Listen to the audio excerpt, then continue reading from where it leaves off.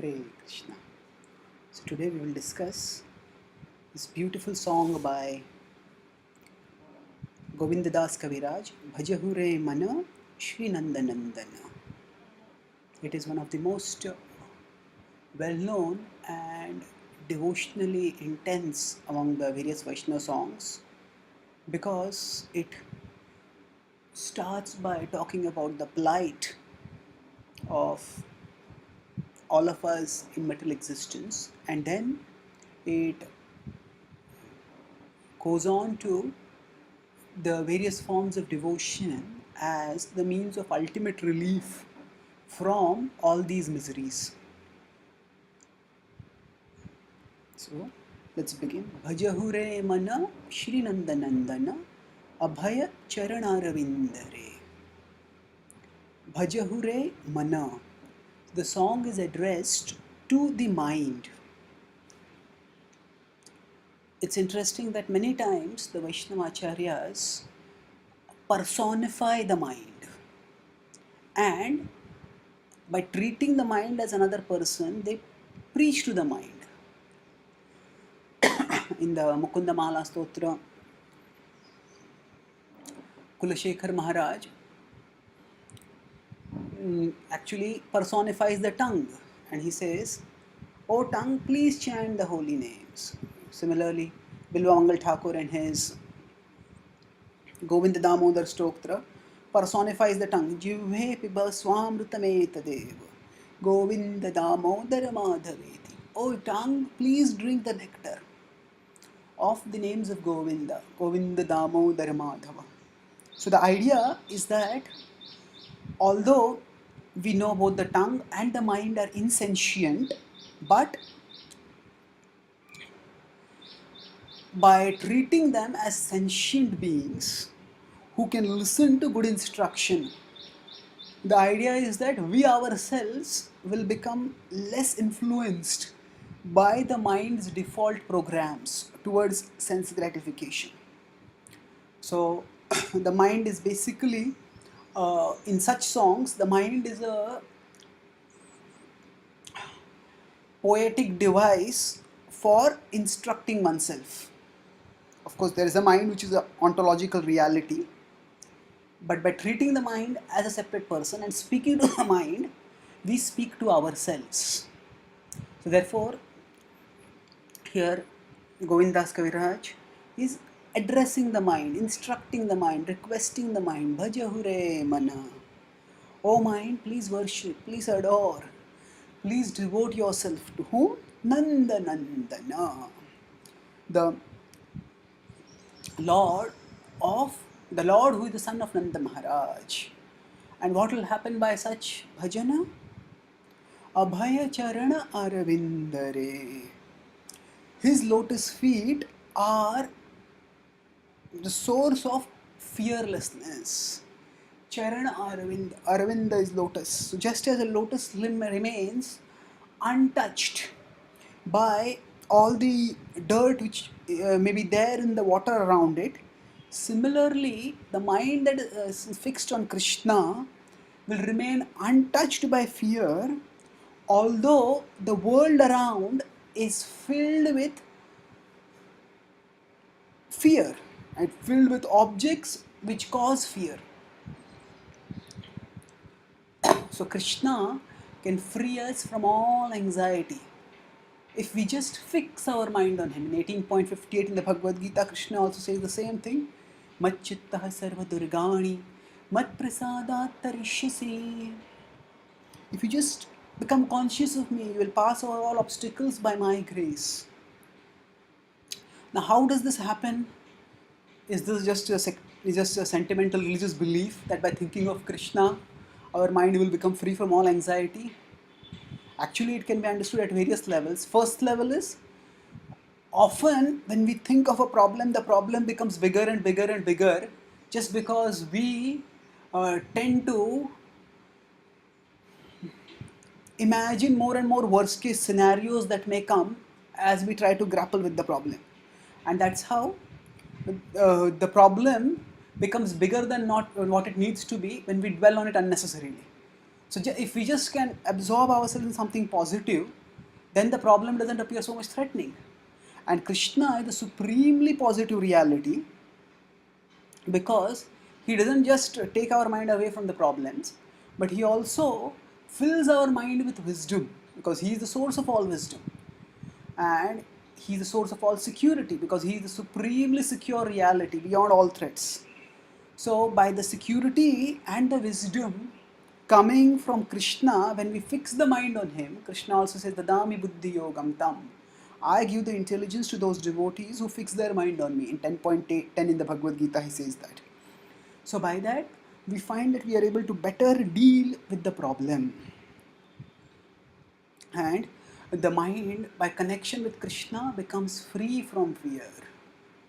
There are many experiences which devotees have had worldwide of how they were in very fearsome situations, and if they could just chant Krishna's names, absorb themselves in Krishna, then they feel themselves uplifted above the problems.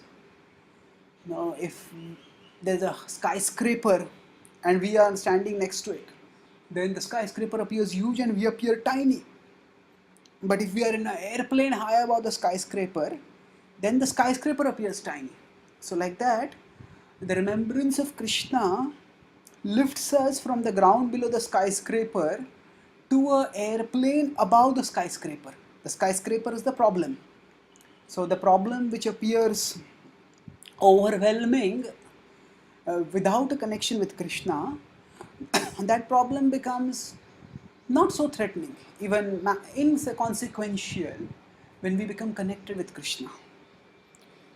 So now, to do this Bhaja Hure Mana, to fix the mind on Krishna, we need two things. We need to recognize the danger of letting the mind wander in other directions. Primary among the other directions is the directions of worldly enjoyment. And secondly, what we need is, we need to be convinced about the glory of Krishna, and we need to have means by which we can fix the mind on Krishna. So that, in essence, is the rest of the song. So first, the focus is on the opportunity to that human life offers. Durlabha manav janam satsange taroh e bhava sindhure. So durlabha, the human form of life, is extremely rare. Now, with population explosion today, now we may feel that, oh, there are so many people crowded in a local or on the highways. Where is human form of life so rare? But it's because we are living in high population density areas. But if we compare the human population with, say, how many blades of grass are there, or how many mosquitoes are there, or how many microbes are there, then even from this earth, actually the number of human beings are far, far lesser than the number of other living beings. And each of those living beings is a soul like us. So as compared to the totality of all the other living beings, human population is very small. And the souls who have got the human form are very, very fortunate. Durlabha. So it's for the soul wandering in material existence, the human form of life is very rarely got. Manava janama. And if you want to use this human form properly, the most important requirement is satsanga. Satsanga. What does satsanga do? Sata means truth. Sata means eternity. So Prabhupada explains, ultimately that is the truth which is not vanquished by time, which is eternal. So the world that we see around us and our positions in this world, our possessions in this world, they are asata. Not in the sense that they don't exist or that they are illusion, but that they will all be destroyed by time. Na sato vidyate bhavo, na bhavo vidyate sataha. The Bhagavad Gita in 2.16 says that of the non-existent, that is the temporary, the material, there is no endurance. Na bhavo vidyate sataha. Of the eternal, there is no cessation. So of the soul and the soul's eternal life with Krishna, there is actually no cessation. So Sat Sangha refers to the association of those who are fixed in Sata or who are aspiring to be fixed in Sata. Sat Sangha. Now, our desires are greatly shaped by our association. So actually the word Sangha means both association and attachment. So our attachments are developed by our Sangha. If we associate with the drunkards, we will ourselves become drunkards. If we associate with cricket lovers, we will become cricket lovers. Indians who go to America, if they go to university where there is a passion for baseball, then they may themselves become baseball fans, although they may have never heard of baseball while they were in India. So even at a worldly level, we see that our attachments are shaped by our association. So attachment to Krishna is also shaped by association. But the difference between worldly attachments and attachments to Krishna is that uh, attachment to Krishna will lead us to eternal life. Because whatever we are attached to, that's where we will go. That's what the Bhagavad Gita 8.5 and 6 tell us. Antakale chamameva and yam yam vahapi smaran bhavam. Now, Sat Sange. Therefore, if we want to use the human form of life, Satsanga, association is extremely important. Without association, we will find that we will be driven by our mind's default momentum for sense gratification and the world's default momentum for sense gratification. Both of them will drag us towards the animal species again. Instead of going back to Godhead, we will end up going back to doghead. We'll get a dog's body and a dog's head. If we use our head as if it is like a dog's head, that means we use it for doggish animalistic activities of eating, sleeping, mating, defending. So the human form is rare and it offers a rare opportunity to attain eternity. And this rarity of the rarity of this opportunity is understood and remembered in the association of devotees, and not just understood and remembered, but it is also relished. That's why association is of paramount importance. Now, the HAD, we need to have these three things to attain liberation. Shankaracharya explains this in one of his songs. H is the human form of life, which we already have. A is the association of devotees, which is referred to in this verse.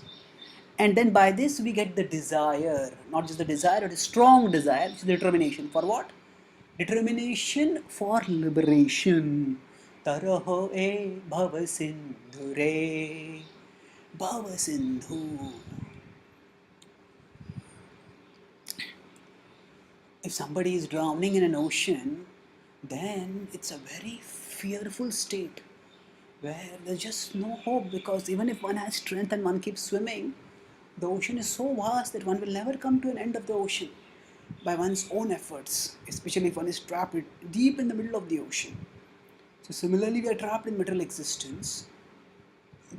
It's a very dangerous situation, but the human form is like the boat and the association of devotees is like the crew who knows how to manage the boat, and the spiritual master like the captain of the boat.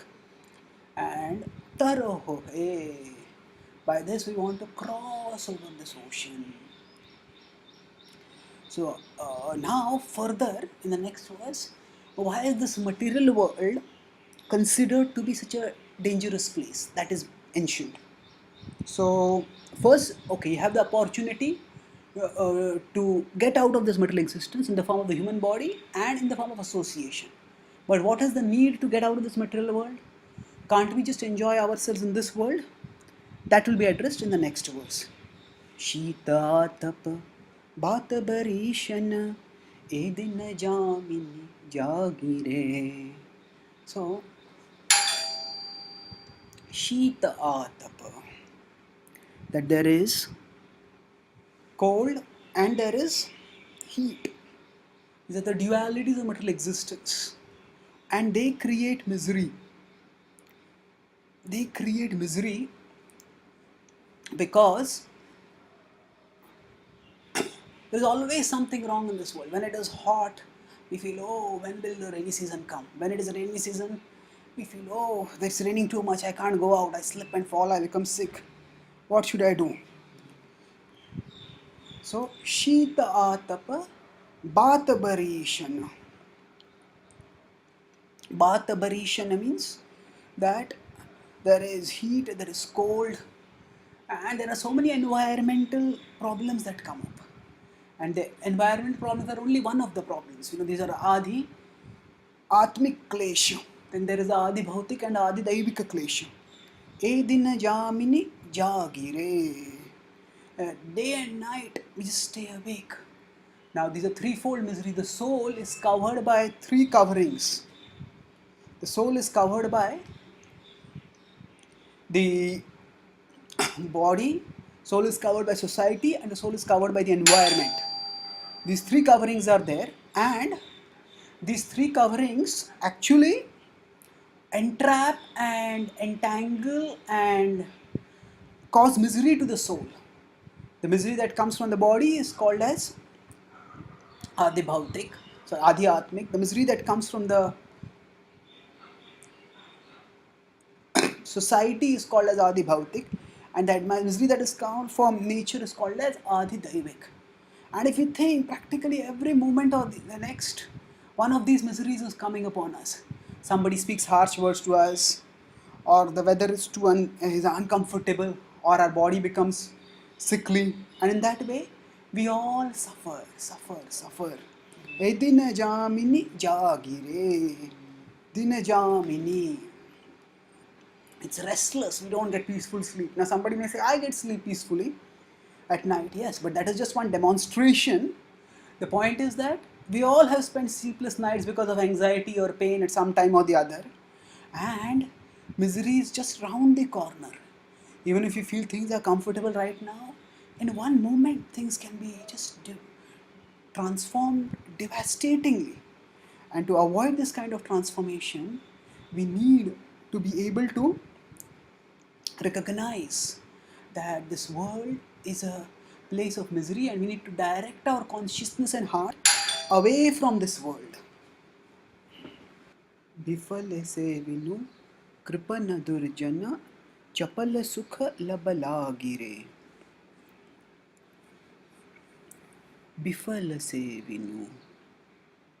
Bifala is without any fruit. Se vinu, serving. Kripana durjana. Kripana is short-sighted people who do not understand the ultimate spiritual purpose of life. Literally, the word Kripana means misers.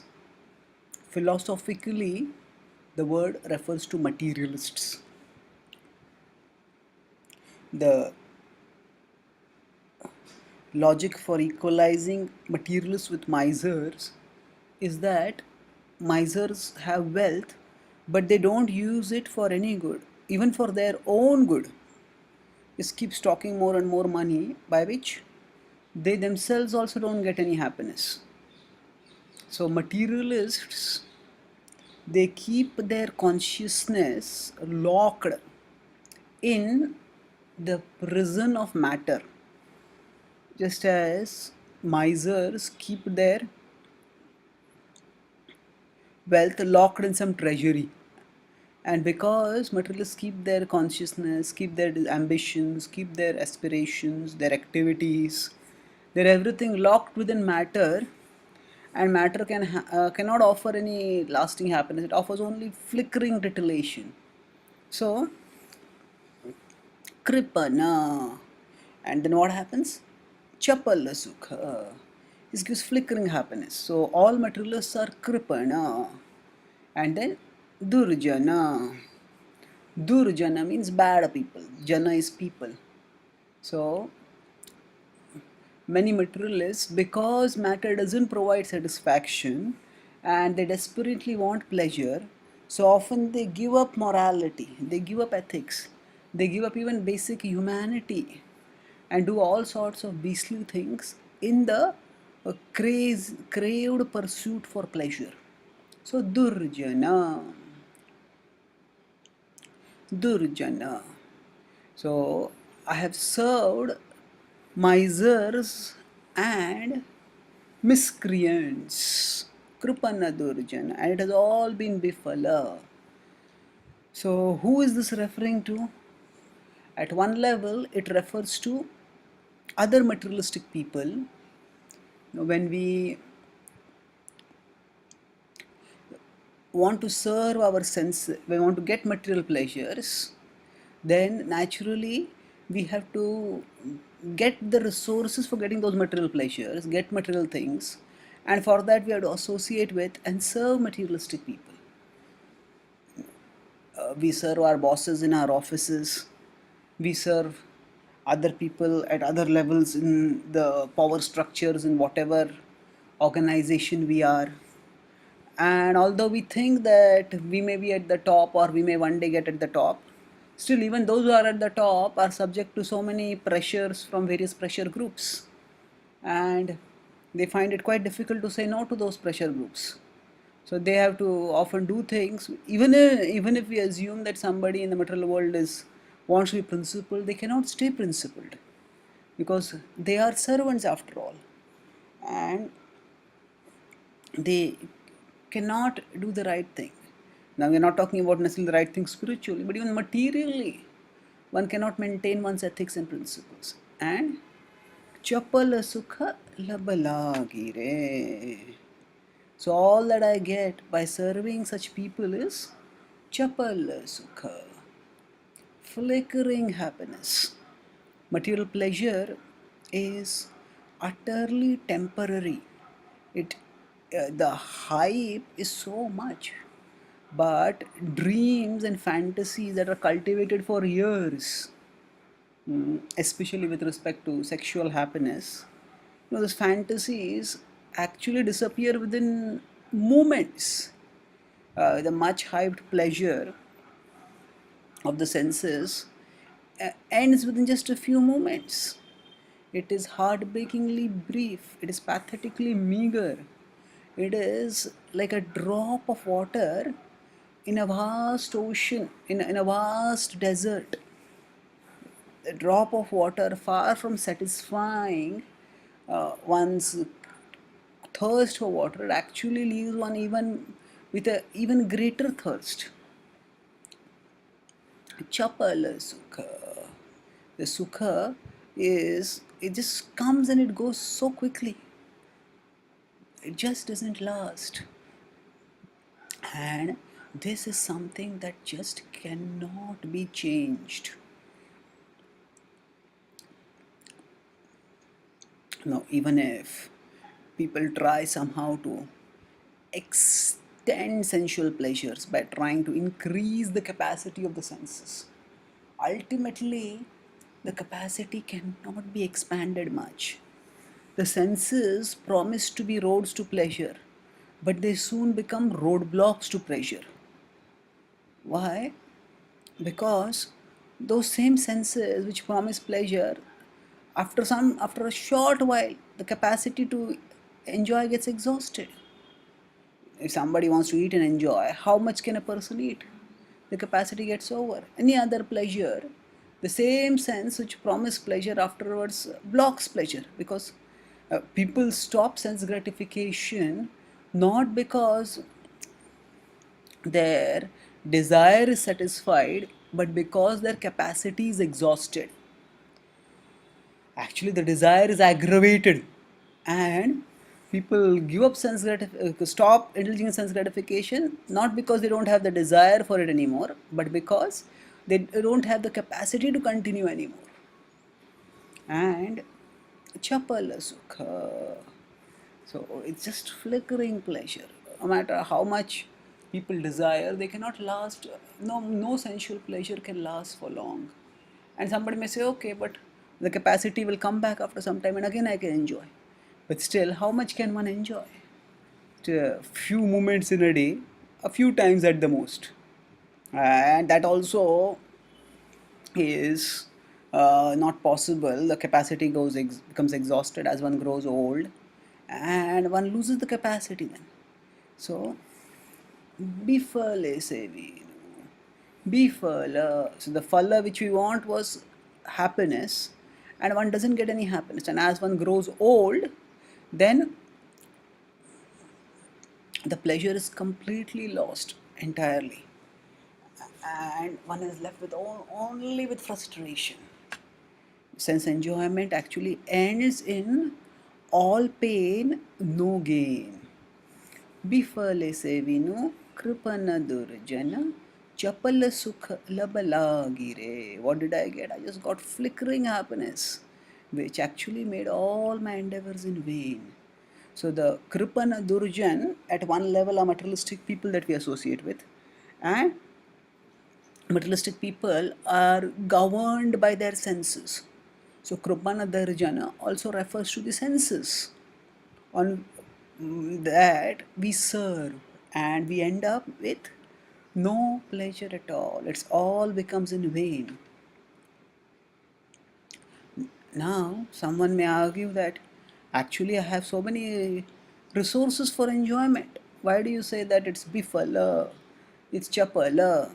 So, what are the resources? Edhana, yauvana, putra parijana. But reply, ithe kiya che parati tire. Actually, edhana.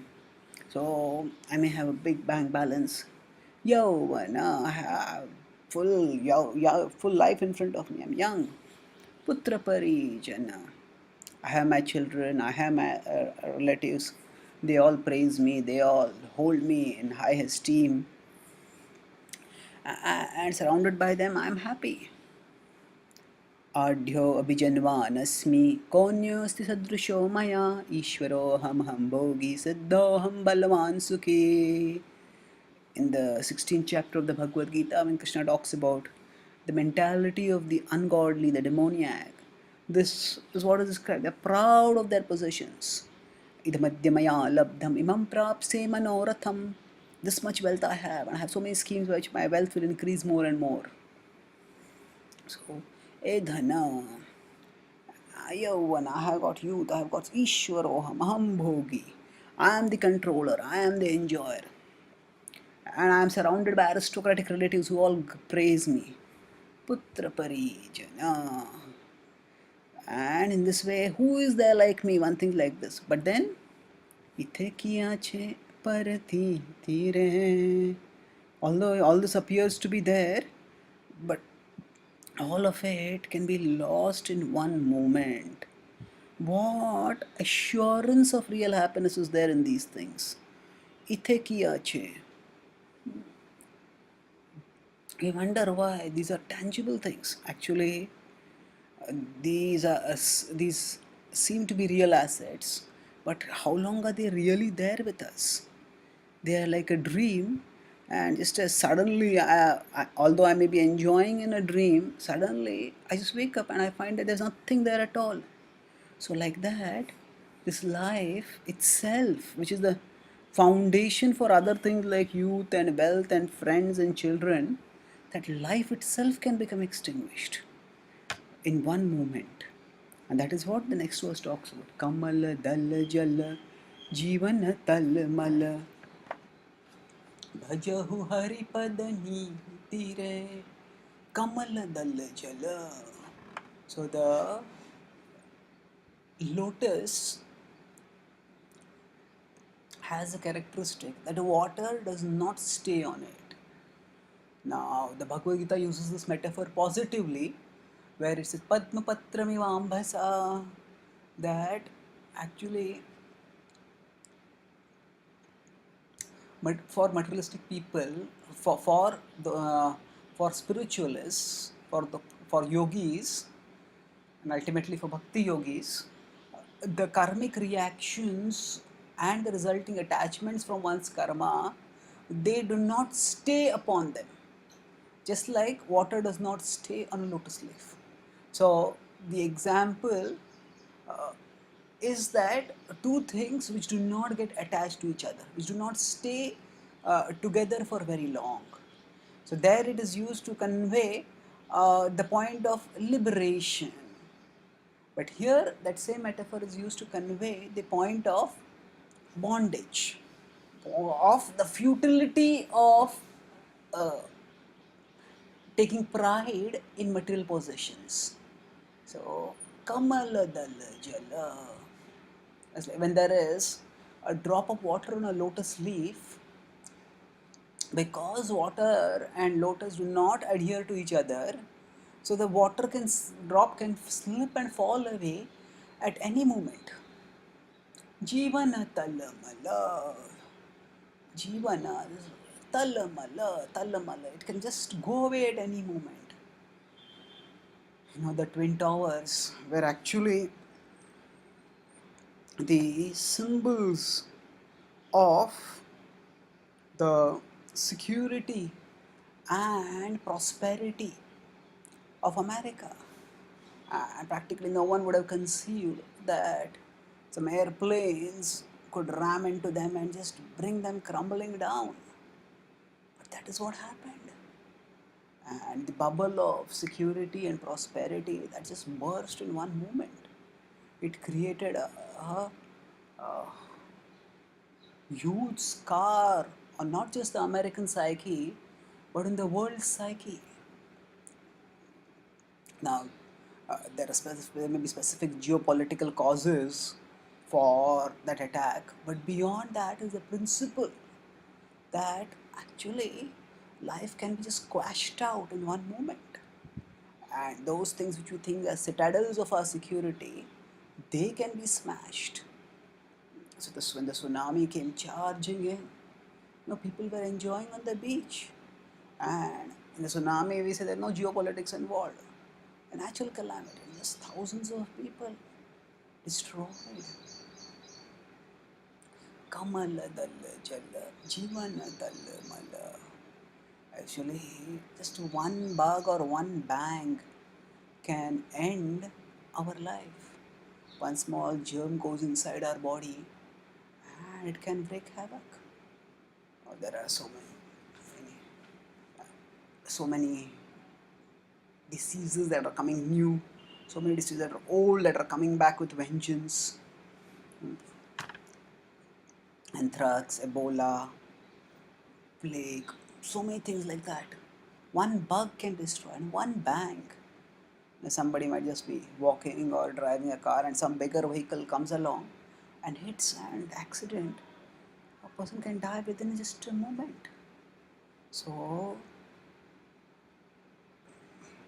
what is the solution to this? This is how the material existence is so perilous, filled with danger.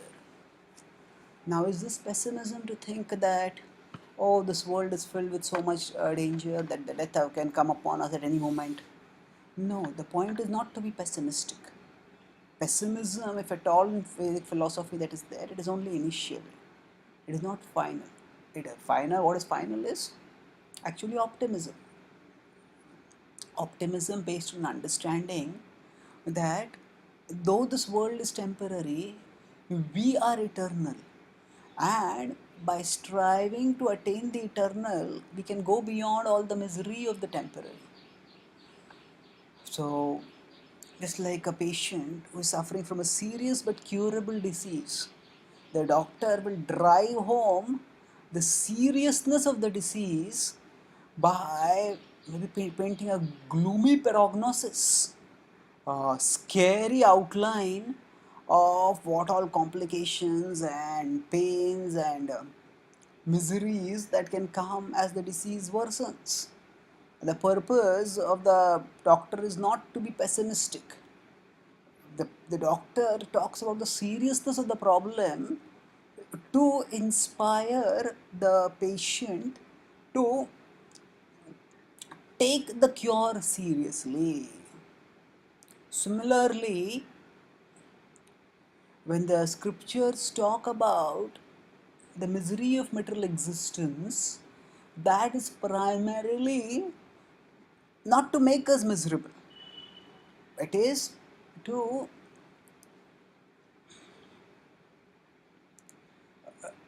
inspire us to go beyond the misery of material existence by seeking to elevate our consciousness to the spiritual level, the level that is not affected by the destruction that is inevitable at the material level.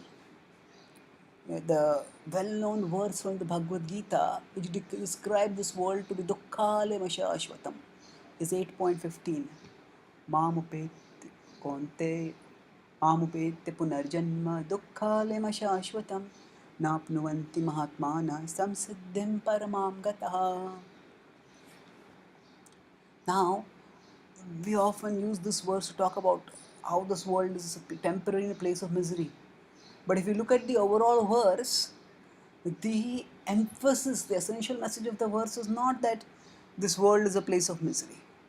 The essential message is that actually, if you worship me, Mamupe Punarjanma, those who worship me, those who attain me, Dukkhalema Shashvatam, this world, which is Dukkhalema Shashvatam, one doesn't take rebirth in that again. Naapnuvanti Mahatmanaha, Naapnuvanti, they do not come back, those who are Mahatmas. And why? Because Samsiddhim Paramam Gataha, they have attained the Param, supreme destination, the Paramam Gataha. That same chapter later in 8.20, Krishna describes how that Paramam Gati is never destroyed, even in all in this world is destroyed. Parastasmat tu bhavonyo vyakto vyaktat sanatanaha yah sa sarveshu bhuteshu nashyatsu na vinashyati. So, yah sa sarveshu, everything in this world will be destroyed, but na vinashyati, that abode will not be destroyed.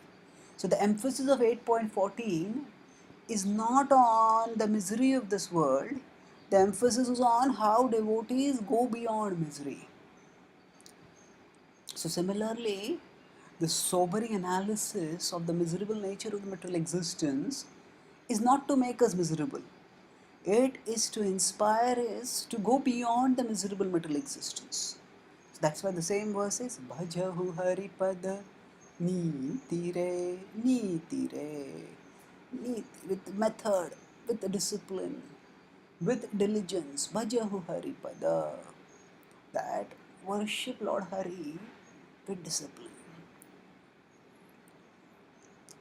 Actually, when we fix the mind on Krishna, when we worship Krishna, then our consciousness gets attached to Krishna. To the extent our consciousness gets attached to Krishna, to that extent we are not affected by the miseries that afflict us in the material world. How is that? Because our misery is primarily caused by misidentification.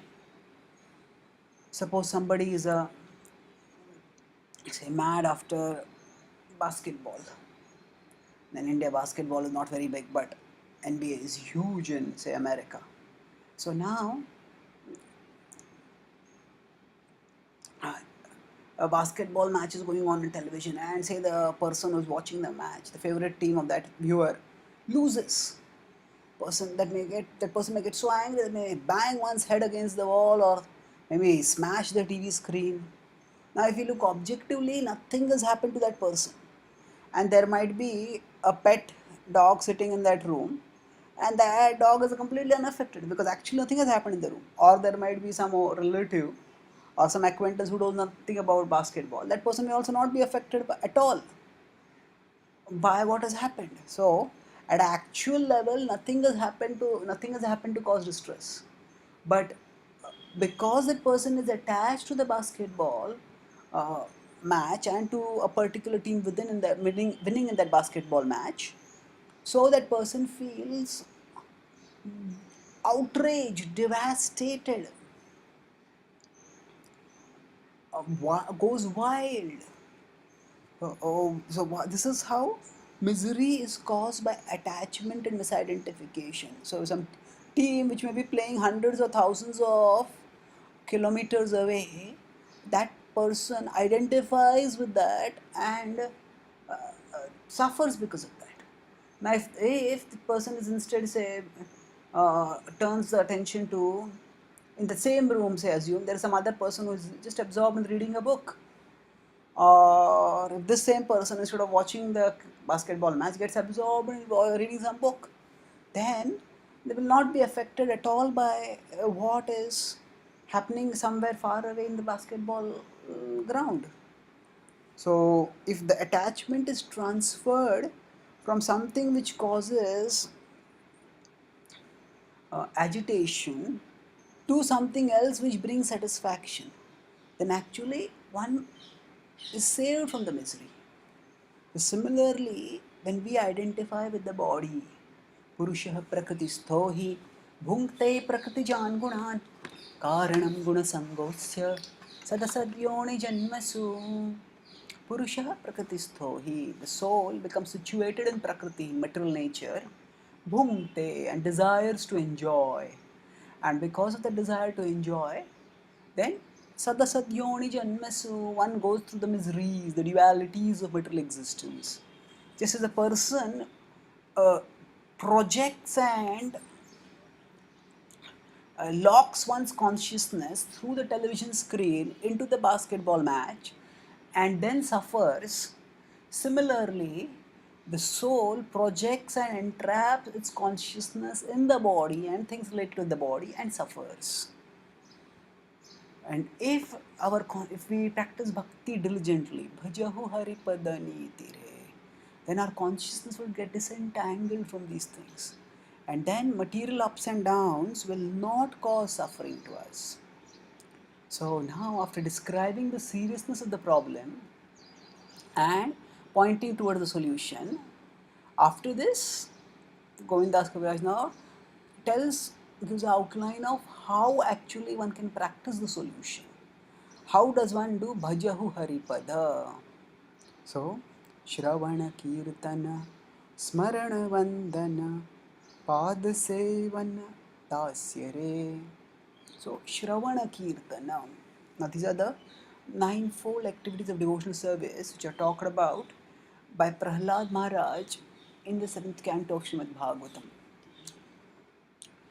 And these 9 activities actually bring tangibility to something that is often thought of as intangible. Okay, there is normally the idea of God and the idea of becoming devoted to God, it's all considered vague and intangible. Maybe there's a God somewhere, and maybe God is like this, or maybe God is like that. So all this often, spirituality is thought of as something like a hazy smog of uncertainty. Okay, these people believe something, those people believe something else, those people believe something else, and who knows what is right. Now, of course, it is God, Krishna, who has given revelation which shows us the right way, but it is not that we have to put blind faith in the revelation.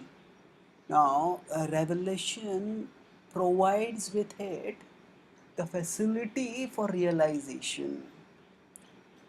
Revelation means that which comes from top to down, the scriptural knowledge. And realization means that which is the reality, we understand it to be the reality. So, how does that happen?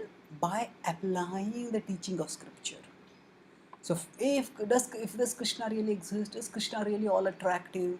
Does loving Krishna actually satisfy our heart's longing for love? Now, that all these things are true is what Revelation tells us. But how do we know for sure? Yes, initially we put faith based on understanding how the scriptures have so much that makes sense, and how so many intelligent people, so many greatly learned seers and sages and saints have put faith in scripture. But it's not that we just have to begin with faith and end with faith, and there is no elevation of consciousness, there's no transformation of heart, there's nothing tangible to realize. No, it's not like that.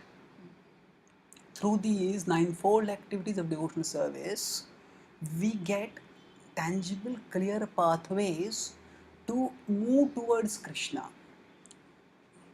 So, Shravana Kirtana. It's described Shravana, hearing.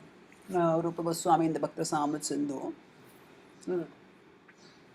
gives examples for each of these limbs of bhakti and how different individuals attain perfection by practicing bhakti according to these limbs. It's not that they did only these limbs of bhakti, they also did other limbs also. But this was the limb that they did primarily, and they are famed for their extraordinary execution of this particular limb of bhakti. So Shravana is for Shravana it is Parikshit Maharaj. He heard for 7 days. Kirtan it is Shukdev Goswami who spoke for 7 days the Srimad Bhagavatam. Avana Kirtana Smaranavand Pad Sevana Dasyare. So we know Smarana is Prahlad Maharaj, Vandana is Akrura as he came to Vrindavan, he offered prayers. Pada Sevana is worshipping the deity. Lakshmi Devi does that directly, serves the lotus feet of the Lord, and others can do also. Archanam is also doing deity worship. Pada Sevana is actually serving the lotus feet of the Lord. So, and then there's Dasya, Hanumanji did that. So now, like that, there are various limbs of devotional service. And by these, we can tangibly, practically offer ourselves to Krishna, connect ourselves with Krishna. So, the concept of bhakti doesn't remain just a concept. It gets practical forms for becoming a realizable, repeatable, and relishable emotion. Realizable means we may hear in scripture that there are advanced devotees who get so much spiritual happiness in the practice of bhakti. We hear Rupa Goswami saying that there is so much nectar in the holy name that I feel that no jane anita amriti kiyadbhi amriti krishneti varnadvayi. I do not know how much pleasure is there in these two words Krishna. Now we may wonder, is this something which is just reserved for exalted saints? No, it is something which is realizable for us also.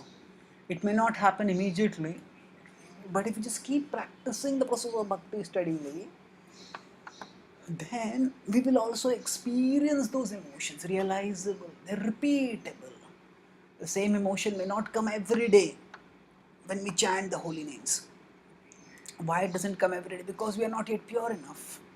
So, just as on different days, if the clouds are there in the sky, although the sun is above them, our perception of the sun gets obscured. So like that, sometimes the cloud of the anarthas becomes thicker and darker because of the influence of the modes, and then that blocks the perception of the sun-like presence of Krishna in our heart, or sun-like presence of Krishna that is manifested by our practice of bhakti.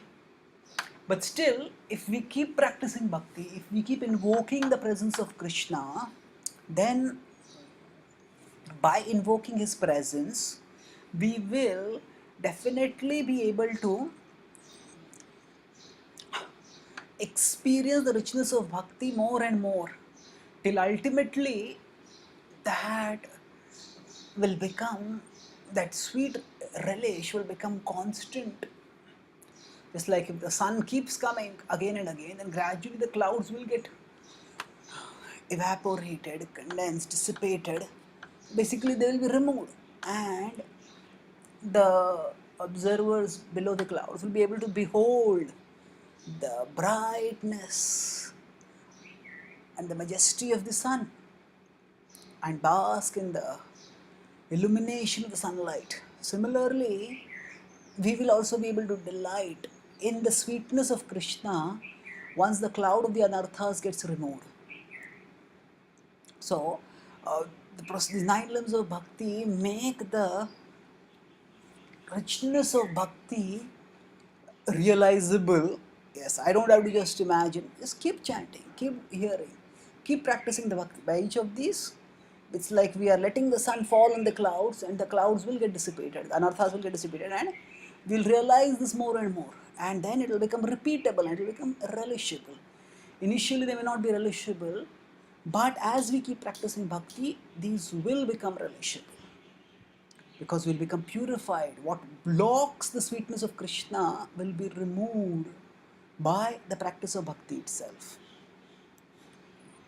And then, Pujana Sakhijana Atma Nivedana Govinda Das Abhilashare. So, Pujana is actually Archana, what is used in Sanskrit, the word for the same activity used by Prahlad Maharaj. Sakhijana, Arjuna served Krishna in Sakya Rasa. Atma Nivedana. Bali Maharaj offered himself completely. So now the important point is Govinda Dasa Abhilashare. So it's the aspiration of Govinda Das to that let me engage in all these activities of devotional service. So we see Prithu Maharaj, he did Pujana.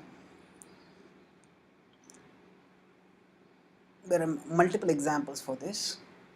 So Prithu Maharaj is also an example. Sakhyam, as we said, Arjuna, then Bali Maharaj, who offered himself utterly, his kingdom, his head, his whole self, he offered, his own kingdom, and all the other worlds, and his own head, means he offered everything, Atma Nivedana.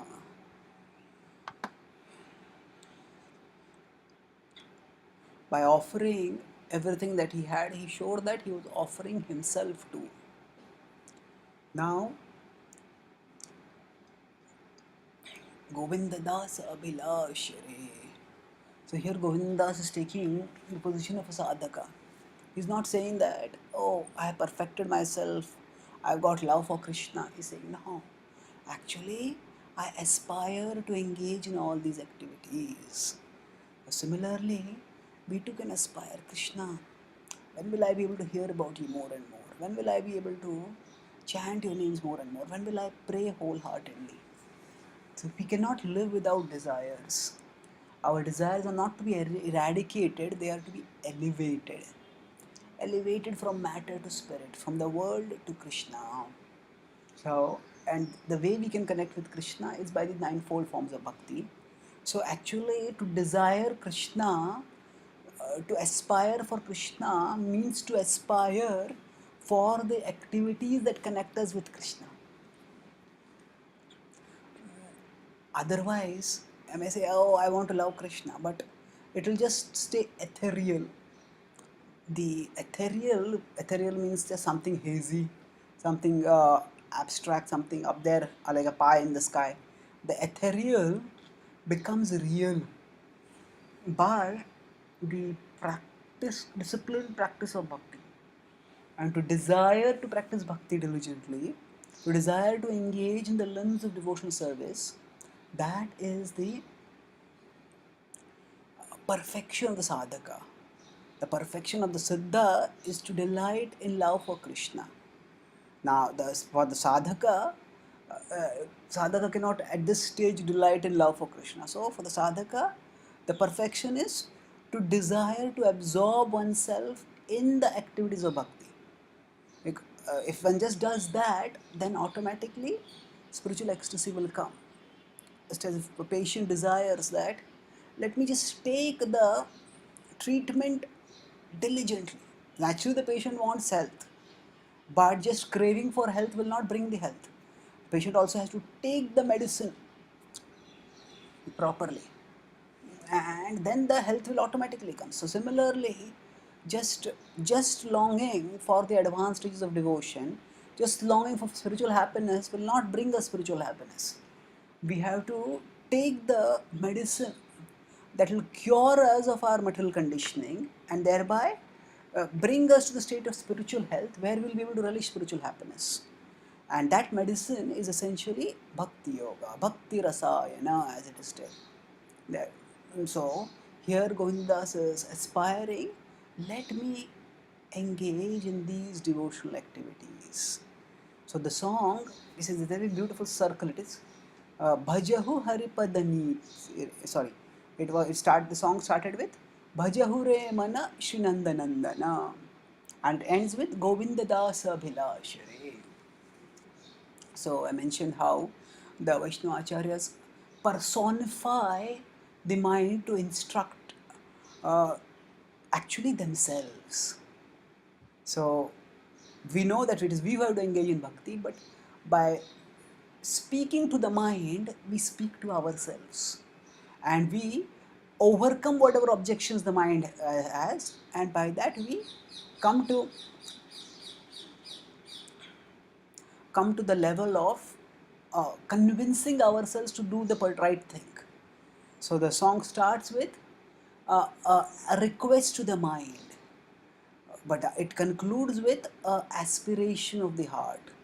So by contemplating thus, by speaking to the mind, by persuading the mind, and by longing, by longing for Krishna, through the longing for bhakti, we can actually transform our mind so that it becomes attached to Krishna, and by that we can progress steady, undistracted on the path back to Krishna. Thank you very much. Hare Krishna.